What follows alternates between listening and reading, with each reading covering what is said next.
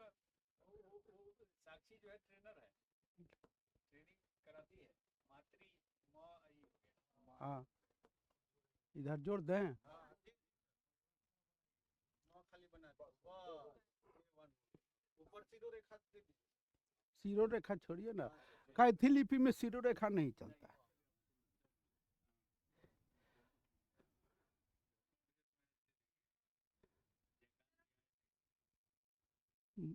मनुष्य जो है भाषा और मातृभाषा के जो उपलब्धि मनुष्य के पास है, मनुष्य ने भाषा को अर्जित किया है, जिसके बदौलत आज जो विज्ञान और ज्ञान की जो धारा है, इसी के बदौलत इसको सुरक्षित रखते हुए आज तक मनुष्य विज्ञान ज्ञान और अंतर्ध्यान की ऊंचाइयों को छूते रहा है।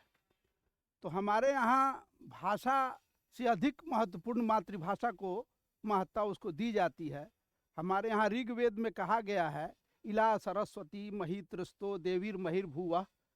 कहने का अर्थ है कि संस्कृति, मातृभाषा और मातृभूमि ये दोनों हमारे लिए स्तुत्य है, पूजनीय है, और इसके बदौलत ही हम अपनी अस्तित्व को, अपनी अस्मिता को बचाए रख सकते हैं और आगे विकसित कर सकते हैं।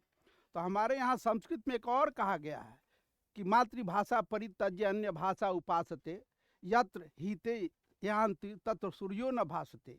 मतलब अगर हम अपनी मातृभाषा को छोड़ देते हैं और दूसरी की भाषा को अर्जित करते हैं और अपनी मातृभाषा की उपेक्षा करते हैं, तो हमारी जो अस्मिता है, हमारा जो अस्तित्व है, वो समाप्त हो जाता है। हम उस लोक को पहुंच जाते हैं जहाँ सूर्य का प्रकाश भी नहीं पहुंचता है।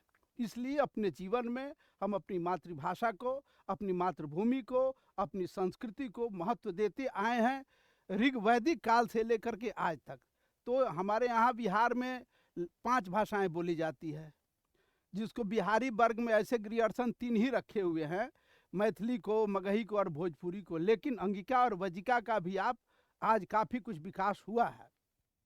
भोजपुरी के बारे में कहा जाता है कि भोजपुर जो है वो राजा भोज के नाम पर प्रसिद्ध हुआ और उससे वहाँ की बोली को भोजपुरी कहा गया। लेकिन इसको आगे ले जा कर के क्या कहते हैं, बुद्धिस्ट इंडिया में भी डेविड कहते हैं, या उसके पहले AP बनर्जी बताते हैं कि ऋग्वैदिक काल में भी भोज हुआ करते हैं, जो विश्वामित्र जिनके उपरोहित थे, और उनके नाम पर भोजों का एक परिवार चला है। पूरे भारतवर्ष में महाभारत में भी भोज मिलते हैं, रामायण काल में भी भोज मिलते हैं, ऐतिहासिक काल में चाहे कन्नौज के भोज हों या फिर मालवा से जो भोज आए हैं, नया भोजपुर और पुराना भोजपुर बक्सर के पास बसाया, वही बोली को भोजपुरी कहा गया।